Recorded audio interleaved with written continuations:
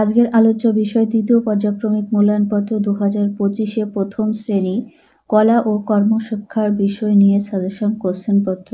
25 নম্বরে থাকবে, সময় থাকবে 45 মিনিট। শিক্ষার্থীর নাম, বিদ্যালয়ের নাম এবং ক্রমিক সংখ্যা লিখতে হবে।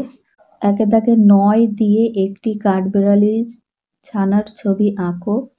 9 দিয়ে কাঠবিড়ালি বাচ্চার ছবি আঁকবে। 4 নাম্বার থাকছে 2 দাগে 6 দিয়ে একটি খরগোশ ছানার ছবি আঁকতে হবে।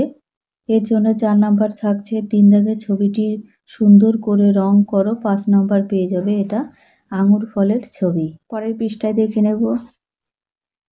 4 দাগে কমলালেবু ছবিটি সুন্দর করে রং করো, এর জন্য 5 নাম্বার থাকছে।